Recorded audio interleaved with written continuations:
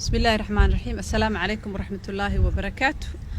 waxaan rabaa xoogaa inaan idin kormaro waxyaalihii ku soo kordhay xaaladaha wadanka ka jira ee covid 24 saacadood oo u dambeeyay waxaa soo kordhay 57 xaaladood oo positive ah, waxaa lab ah marag ah 41, dhadigana waa 16.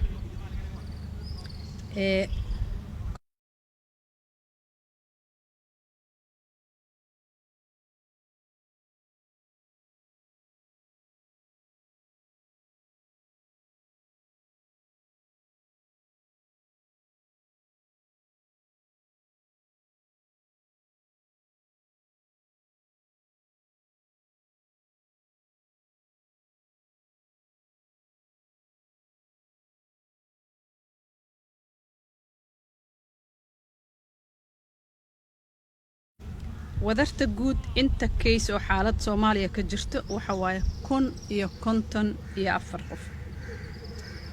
dhimashada waxaa ku soo kordhay Ilaahay ha u naxariisto 3 ruux, hal qof oo Somaliland iyo 2 qof oo Puntland ku geeriyooday. Ilaahay ha u naxariisto. tirada guud ee dhimashada waxay isugu tagaysaa marka 51.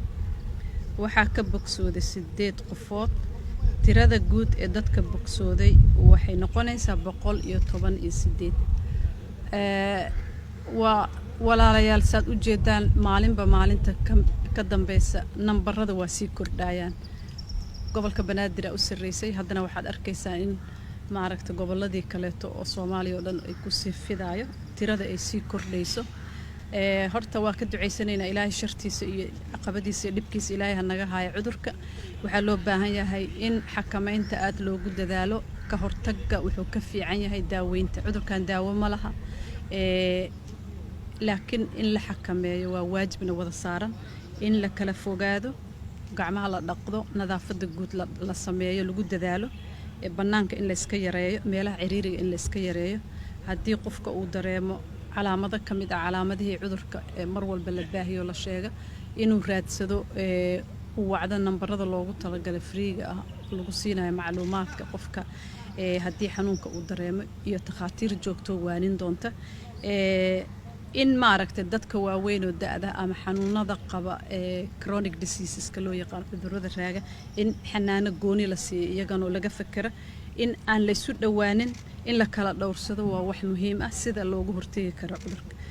dhammaan waxaan isku dardaarmaynaa inaan يعني haddii aan baxayna banaanka xitaa dawladdu waxay isku dayday oo ay samaysaa oo la tirada la badinayo mar walba in la helo afxirka mask loo yaqaano oo lagu talinayo takhaatiirta ay ku talinayaan inay fiican tahay in mar walba la xirto oo banaanka marka loo baxayo la iska dhowro bulshada inteeda kale.